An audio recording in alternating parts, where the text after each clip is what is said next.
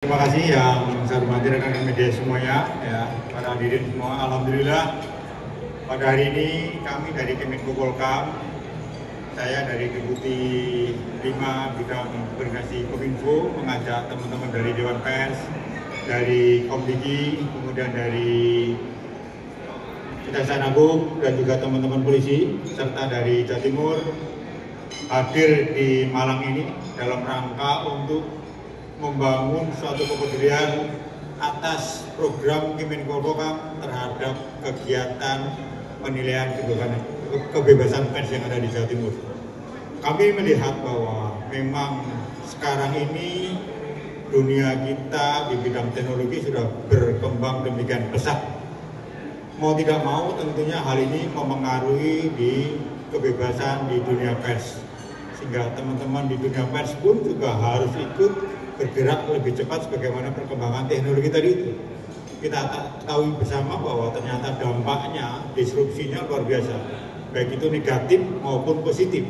Sehingga harapannya bahwa dengan rapat pada hari ini di sini, kami mengajak dari Dewan Pers, dari teman-teman Komdigi, dari para pemangku kepentingan di Jawa Timur bisa mendorong agar ke depannya bahwa penilaian kebebasan pers yang ada di Jawa Timur yang saat ini kita lihat sedang menurun, mudah-mudahan dengan peran kehadiran dari Kemenko Polhukam turun ke daerah ini bisa membangun semangat menaikkan dan meningkatkan penilaian ke depan. Kenapa demikian? Karena sangat perlu. Bagaimana kita membangun kompetensi teman-teman wartawan, ya. Bagaimana kita mengajak para pemangku kepentingan untuk membangun kebebasan pers. Ya. Dan juga kita harus bisa sama-sama mendorong terwujudnya perlindungan terhadap insan pers. Ini semua sudah diamanahkan di Undang-Undang 40 tahun 1999. Oleh karena itu, pada saat ini dari Kemenko Polhukam memberikan suatu masukan, saran dan rekomendasi bahwa kita semua sudah saatnya untuk membangun kemitraan lintas sektoral dengan baik. Kita semua harus punya kepedulian untuk mensosialisasikan literasi tentang pers dan kebebasan pers kepada semua pihak.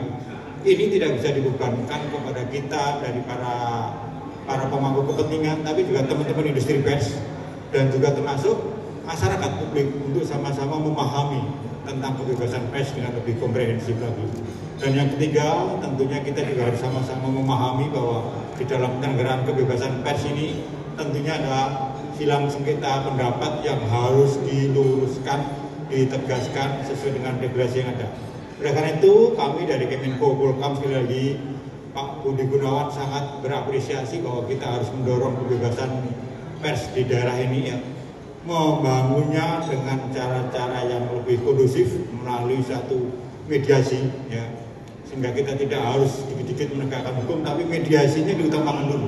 Namun demikian, manakala memang itu betul ada satu pelanggaran, ya penegakan hukum harus diutamakan. Ini menjadi satu hal yang kita dorong bersama, ya. Dan yang berikutnya lagi, jangan pernah lupa, membangun suatu ekosistem pers adalah kewajiban yang menjadi suatu keniscayaan bagi kita saat ini.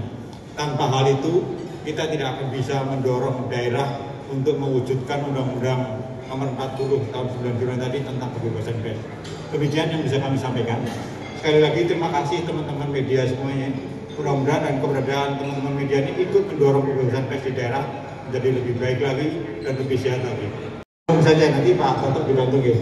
Ada beberapa hal dari penilaian di tahun kemarin itu. Yang pertama adalah masalah kondisi fisiknya, kemudian kondisi politik, ekonomi dan juga hukum.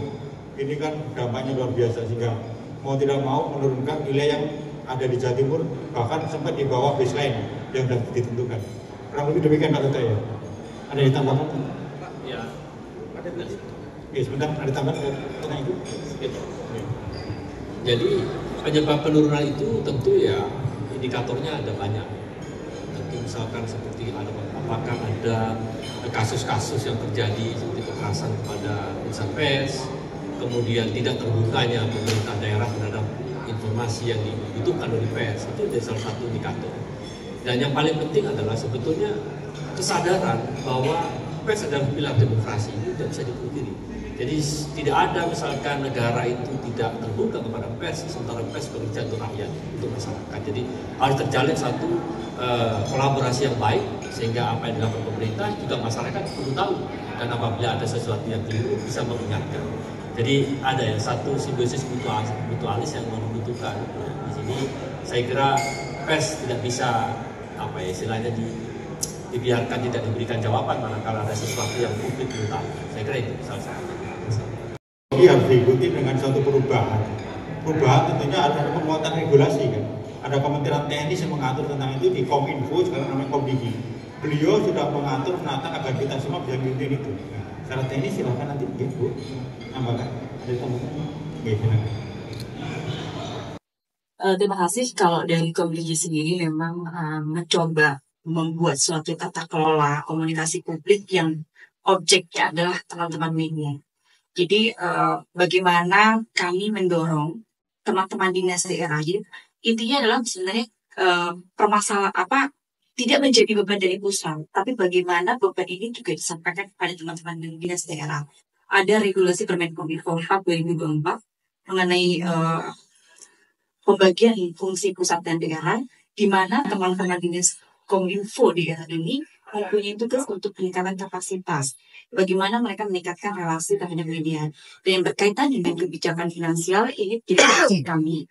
Dan sedang akan dikaji bagaimana ekosistem industri media tetap terjaga. Ya tentunya beban ini tidak lagi pada satu instansi, tapi ini kolaborasi ya Pak Dini, yang melibatkan berbagai macam pihak. Terima kasih.